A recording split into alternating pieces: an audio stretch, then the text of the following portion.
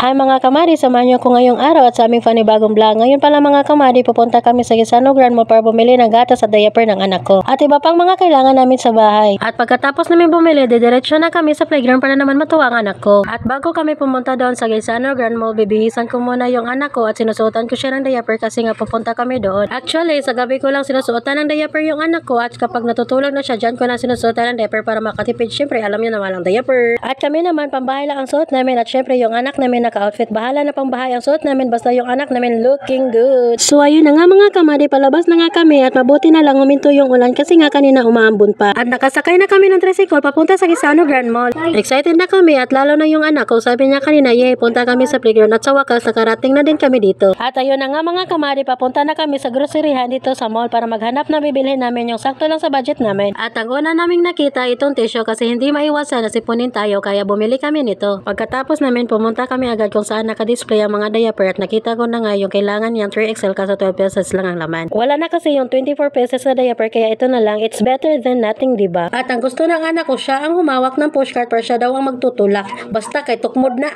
At ang sunod naming pinuntahan ay yung para panghugas na plato kasi naalala ko wala na pala kaming sabon para panghugas ng pinggan. At syempre ang asawa ko bumili din siya ng pabango dahil matagal na daw siyang hindi nakapagpabango dahil binili niya noon, naubos kaagad kasi ginawa kong air freshener sa loob ng bahay namin. Nung papunta na kami kung saan naka-display yung gatas, may nagtanong sa amin kung ilang taon, anong timbang at kung nag-aaral na ba yung anak ko at sinagot naman namin. Hindi ko na i-explain pa kasi alam nyo na, diba? At ito na yung huling binili namin para sumakto lang yung budget namin. Baka kami pa hindi makawi, agoy. Maglalakad na talaga kami nito. Gusto ko sana bumili na marami kaso pera lang yung kulang, agoy. At nandito na kami sa counter para magbayad sa binili namin. Kung pwede lang sana itakas, ginawa na sana ng asawa ko para wala ng pera na ilalabas. Joke lang po. Syempre hindi naman natin gagawin yan. Baka tayo pa'y makulong. Papunta na nga kami sa Kids Paradise dahil doon maglalaro ang anak ko at sobrang excited na talaga niya. Siya pa talaga yung umuna naglakad, hindi na kami hinintay dahil alam niya kung saan siya maglalaro. Sa sobrang excited ng anak ko, gusto na talaga niyang pumasok. Maghintay ka muna anak, ako'y magbabayad pa. Binaliktad pa talaga ang sign na cut off na daw. Biniro pa talaga ako, walang hiyang kapitbahay, tuway unay doy. At nagbayad na ako para makapasok na kami.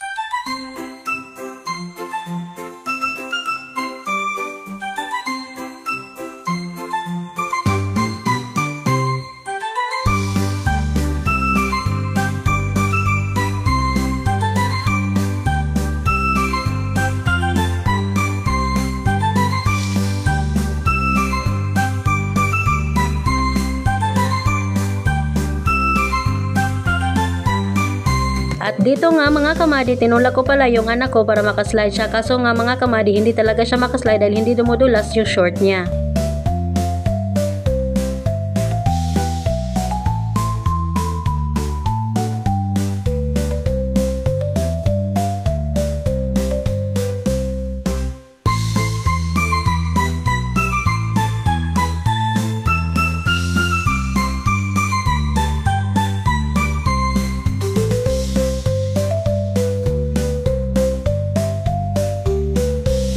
At dito nga mga kamadi, sinabihan ako ng asawa ko na bilangin ko daw yung mga bato kung ilang piraso at sabi ko naman sa kanya, bigyan mo muna ako ng 1 milyon. Tumawa pa tuloy.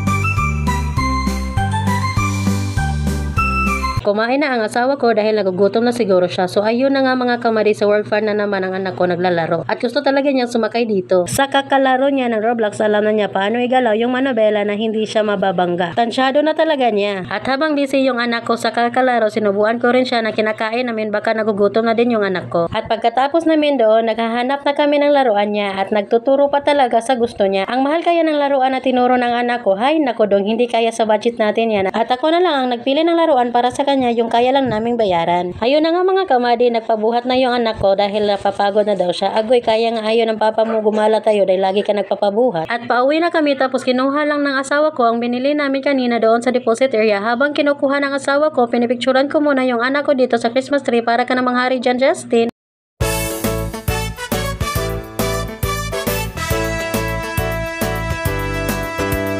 So ayun lang mga kamadi, salamat sa panonood sa aming vlog. Bye-bye!